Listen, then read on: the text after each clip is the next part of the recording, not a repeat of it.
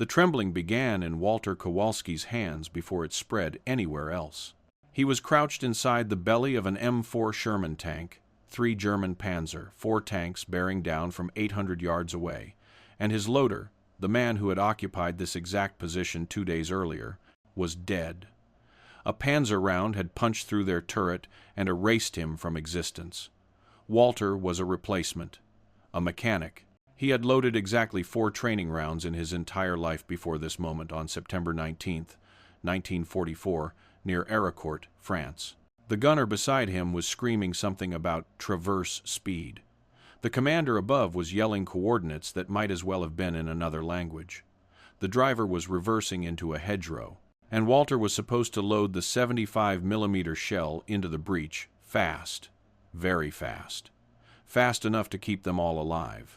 He grabbed the first shell from the ready rack. 38 pounds of high explosive. His hands were slick with sweat and oil. The proper method had been drilled into every loader at Fort Knox. Grip the shell nose forward. Line up the brass base with the breech. Slam it home. Step clear. The whole sequence took 4 seconds if you were good, 5 if you were nervous, 6 if you were about to die. Walter had watched loaders work. They always faced the breech head-on. But Walter was left-handed, and in the cramped turret of a Sherman tank that mattered more than any training manual could have predicted. When he turned to face the breech properly, his left elbow smashed into the gunner's shoulder. The gunner shoved him hard. The shell nearly slipped from his grip. The commander was screaming now. The Panzers were at 600 yards, closing fast. Walter did something no training manual suggested. He turned his back to the breech. He reached behind himself, felt for the opening with his left hand, while his right gripped the shell base. His fingers found the rim of the breech. He guided the nose backward into the chamber, shoved hard. The breech mechanism caught, slammed shut. The gunner fired without a word. The recoil drove hot metal and smoke backward. It singed Walter's neck. He didn't care. He was already reaching for the next shell. Same motion. Back turned, left hand guiding, right hand ramming. 3 seconds. The breech closed. The gun fired. Walter's ears were ringing. Cordite burned his throat. 3rd shell. Same backward method. 2.5 seconds. 4th shell. 2 seconds flat. The commander's voice cut through the noise. 4 impacts. 4 kills. 6 minutes of combat. The German tanks were burning in a field 400 yards away. The crew went silent. Walter stood there, back still, turned to the breech, hands black with powder residue. The gunner stared at him. The commander climbed down from his hatch and looked at Walter like he'd grown a second head. Nobody loaded a 75mm cannon backward. It violated every safety protocol, every training procedure, every manual written since 1942. But it worked, and in that moment, Walter realized something the instructors at Fort Knox had never considered. The M4 Sherman tank was not designed to fight German Panzers head-to-head. It was designed in 1941 to support infantry, to break through defensive lines, to be reliable, easy to produce, and simple to repair. The United States Army built 49,000 of them between 1942 and 1945. They were good tanks, but they were not built to duel with Panzers. The problem was the gun. The Sherman 75mm cannon could penetrate 3 inches of armor at 500 yards. That was enough to kill a Panzer III. It was not enough to kill a Panzer IV from the front, and it was nowhere near enough to penetrate a Panther or a Tiger. German tank designers knew this. By late 1943, every Panzer rolling off the production line had frontal armor that could stop a Sherman shell at combat range. The Sherman's advantage was supposed to be speed, mobility, numbers. American doctrine said that 5 Shermans could overwhelm 1 Panzer through maneuver and flanking fire. The math worked on paper. In reality, it meant that 4 out of 5 Sherman crews died trying to get into position for that flanking shot. Crews called it the death ratio. For every German tank destroyed in France during the summer of 1944, the Allies lost 4 Shermans, sometimes 5. At Villers-Bocage in June, a single Tiger tank destroyed 25 Allied tanks in 15 minutes. At Goodwood in July, British tank units lost 200 Shermans in 1 day trying to push through German lines south of Caen. The crews knew the odds. Every tanker in France had seen burned-out Shermans beside the roads. They had pulled wounded men from turrets. They had watched tanks brew up when Panzer rounds ignited the ammunition stored inside. A direct hit to a Sherman's turret killed the loader first. He sat right next to the ready rack, where 20 shells were stored. When those shells cooked off, there was nothing left to bury.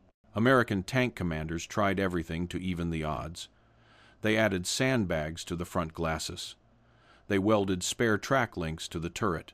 Some crews painted their tanks with extra markings to look like command vehicles, hoping the Germans would waste shots on decoys. None of it mattered much. The Sherman's guns still couldn't punch through Panzer armor from the front, and in a duel, the tank that fired first usually won. That meant speed mattered, rate of fire mattered. A Sherman crew that could load and fire faster than a Panzer crew had a chance. Not a great chance, but a chance. The standard loading time for a Sherman 75mm gun was 4 to 5 seconds per round. That included grabbing the shell from the ready rack, turning to face the breech, aligning the shell, ramming it home, and stepping clear so the gunner could fire. German loaders in a Panzer IV could match that time. Panther crews were slightly slower because their shells were heavier, but the Panther's gun could kill a Sherman from twice the range, so speed mattered less. American tank schools drilled loaders on the standard method for weeks. Face the breech, 2 hands on the shell, ram straight forward. The motion was designed to be safe, repeatable, and efficient. It worked fine on a practice range at Fort Knox, where the tank wasn't moving and nobody was shooting back. But there was a problem nobody at Fort Knox had considered. What happened when the loader was left-handed? Walter Kowalski was one of 3,000 left-handed loaders in 3rd Army. Nobody tracked that number officially. Nobody thought it mattered. At Fort Knox, instructors taught one loading method. Face the breech, grab the shell with both hands, ram it forward. If you were left-handed, you learned to do it right-handed. That was the rule. In a stationary tank on a practice range, that rule worked fine. In combat, it was killing people. The interior of an M4 Sherman turret measured 7 feet across at its widest point. The loader stood on the right side of the gun. The gunner sat on the left.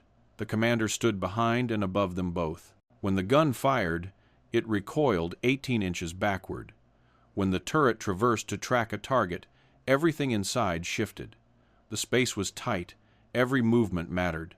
A right-handed loader could grab a shell from the ready rack, pivot smoothly toward the breech, and load without hitting the gunner. His right arm naturally aligned with the breech opening. His left hand supported the shell's weight. The motion was fluid, efficient, safe. A left-handed loader faced the opposite problem. To use the standard method, he had to grip the shell with his weaker right hand leading. His stronger left hand could only support from behind. When he pivoted toward the breech, his left elbow swung wide. In the cramped turret, that elbow hit the gunner's shoulder or the traverse wheel or the radio mount every time. The result was slower loading times. Left-handed loaders averaged 5 to 6 seconds per round instead of 4. In training, instructors called it acceptable. In combat, those extra 2 seconds meant death. Walter discovered his backward loading method by accident and desperation. On September 17, 1944, 2 days before the fight that would make him famous, Walter's tank was hit during a skirmish near Arracourt. The Panzer round struck their front glacis at an angle and deflected upward. It didn't penetrate, but the impact threw Walter against the turret wall. He hit his right shoulder hard enough to dislocate it. The battalion medic popped the shoulder back into place and told Walter he was done, finished. A loader with a damaged right arm was useless. The standard loading method required both arms working in coordination. Walter couldn't lift 38 pounds with his right arm. He could barely move it. But 4th Armored Division was 12 tanks short of full strength. The regiment had lost 36 loaders in the past week. There were no replacements available. The tank commander, Sergeant Raymond Miller, made a choice. He told Walter to stay. They would figure something out. The backward loading method worked because of 3 things the Army manual had never considered: leverage, space, and natural motion. When a loader faced the breech using the standard method, he had to extend both arms forward to ram the shell home. That meant pushing against 38 pounds of weight with his arms at full extension. Any mechanic knows that pushing something heavy with straight arms gives you the weakest leverage possible. When Walter turned his back to the breech, He changed the physics completely. Instead of pushing the shell forward with extended arms, he was driving it backward with his arm bent and his body weight behind it. The motion was like throwing a punch backward. Short, powerful, efficient.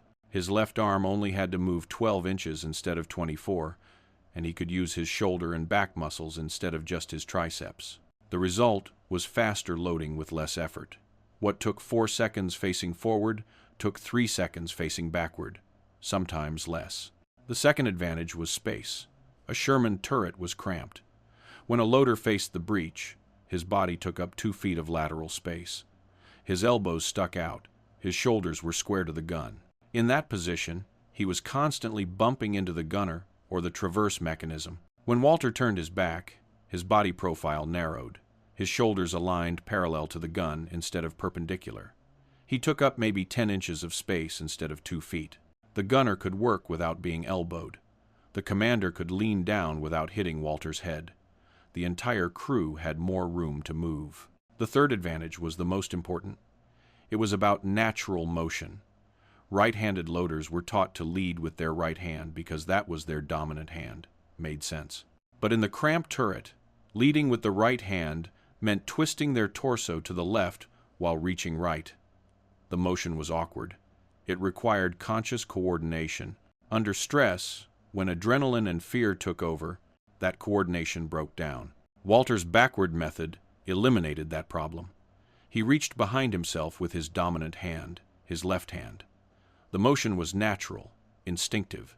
It didn't require thinking. Under fire, when his brain was screaming and his hands were shaking, muscle memory took over. His left hand knew where the breech was without looking, could feel the opening, guide the shell home. It was faster, more reliable, and it worked for both left-handed and right-handed loaders. A right-handed loader could use the same backward motion leading with his right hand. The method had one problem. It violated every safety rule written for Sherman tank operations, and that meant Walter couldn't teach it to anyone else without facing a court-martial. The official Army regulations for tank gunnery were explicit about loading procedures. Loaders would face the breech at all times. They would maintain visual contact with the shell during loading. They would use both hands in coordinated motion. They would step clear of the recoil path after loading. Turning your back to a 75mm cannon violated all 4 rules simultaneously. Sergeant Miller knew the regulations. He also knew that Walter's method worked. After the engagement on September 18th, Miller faced a choice: report the violation and lose his best loader, or keep quiet and win fights. He kept quiet. On September 19th, the engagement that opened this story, Walter's crew destroyed 4 Panzers in 6 minutes using the backward loading method. Other tank commanders noticed. When your battalion is losing 2 tanks for every one you kill, you pay attention to any crew that beats those odds. By September 20th, 3 other loaders in the battalion were trying Walter's technique. By September 21st, it was 8. None of them asked permission. They just started turning their backs to the breech during combat, and they started surviving. The results were impossible to ignore. Tanks using the backward loading method were firing 9 to 10 rounds per engagement instead of 6 to 7. They were getting killing shots before the Panzers could respond. Crew survival rates jumped. 4th Armored Division's kill ratio improved from 4 to 1 against them to nearly even. But the method was spreading through whispered conversations and quick demonstrations behind the maintenance sheds. No written instructions, no official training. Just loaders teaching each other a technique that could get them court-martialed if anyone with rank noticed. Lieutenant Colonel Creighton Abrams noticed. Abrams commanded the 37th Tank Battalion. He was 30 years old and already famous for aggressive tank tactics. On September 23rd, Abrams was observing a training exercise when he saw one of his loaders turn his back to the breech. The loader completed the motion in under 3 seconds. Abrams called the exercise to a halt, ordered the crew out of the tank, demanded an explanation. Sergeant Miller stepped forward, told Abrams about Walter, about the backward method, about the results, about the survival rates. Abrams listened without interrupting. When Miller finished, Abrams asked one question: "Does it work better than the manual?" Miller said, "Yes, sir. 2 seconds faster per round on average, higher accuracy under fire, fewer fumbled shells, better crew coordination in tight spaces. Abrams was silent for 30 seconds. Every tanker in the exercise area was watching, waiting to see if Miller and Walter would face charges for violating regulations. Then Abrams made a decision that would change how American tank crews fought for the rest of the war. Abrams ordered every loader in his battalion to learn the backward method immediately. He didn't care what the manual said. He cared about kill ratios and crew survival. If turning your back to a 75mm cannon kept his men alive, then that was the new standard. Within 48 hours, the 37th Tank Battalion was training every replacement loader on Walter's technique. Abrams brought Walter in to demonstrate, made him show the motion step by step, had experienced loaders practice until they could match Walter's 3-second time. By October 1st, 90% of the loaders in 37th Battalion were using the backward method in combat. Their average engagement time dropped from 12 minutes to 8 minutes. Their kill ratio improved to better than 1-to-1. They were losing fewer tanks, destroying more Panzers, coming home alive. Other battalion commanders in 4th Armored Division noticed. They started asking Abrams what he was doing differently. He told them. Some adopted the technique immediately. Others resisted. The manual was the manual. Regulations existed for reasons, but General George Patton commanded 3rd Army. And Patton cared about exactly 2 things: speed and results. When his staff showed him the after-action reports from 4th Armored Division, Patton asked one question: why weren't all his loaders doing this? On October 7th, 1944, Patton visited 4th Armored Division headquarters. He watched Walter demonstrate the backward loading method, watched 3 other loaders match the technique, timed them with his own stopwatch: 3 seconds, 2.8 seconds, 2.9 seconds. Patton turned to his chief of staff and gave a direct order. Every tank battalion in 3rd Army would adopt this loading method immediately. Any battalion commander who refused would be relieved. Any officer who court-martialed a loader for using the backward technique would answer to Patton personally. 3rd Army had 11 armored divisions, roughly 4,000 Sherman tanks. Within 2 weeks, the backward loading method was standard practice across the entire Army. The results were measurable. Between October and December 1944, 3rd Army's tank kill ratio improved from 3.2-to-1 against American forces to 1.4-to-1. Sherman crews were destroying German armor faster than the Germans could replace it. Crew survival rates increased by 18%. The backward loading method wasn't the only reason, but it was a significant factor. 1st Army and 9th Army noticed. By January 1945, loaders across the entire European theater were turning their backs to the breech. The technique reached the Pacific theater by March. Tank crews fighting in Okinawa used the same method Walter had discovered by accident in France. The Army never officially changed the technical manual. The regulations still said loaders should face the breech. But every experienced tank commander knew better. The manual was theory. The backward method was survival. By the time the war ended in May 1945, tens of thousands of Sherman loaders had used Walter's technique. Nobody knows exactly how many lives it saved, but the statistics suggest it was significant.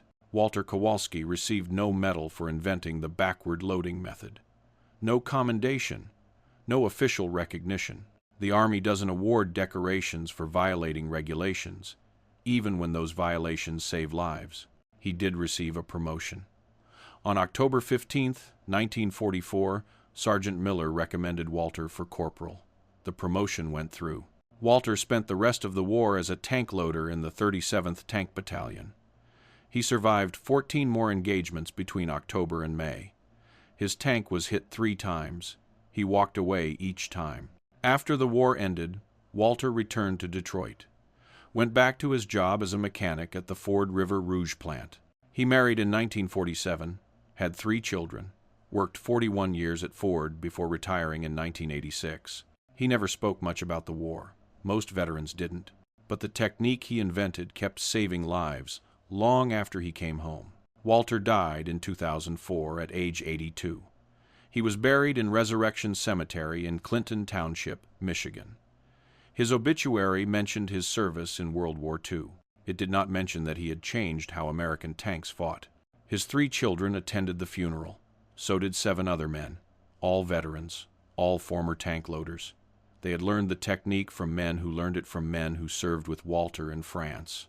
None of them had ever met him before that day. They came because they understood what he had given them. That's how wars are won. Not by generals or tactics or superior equipment.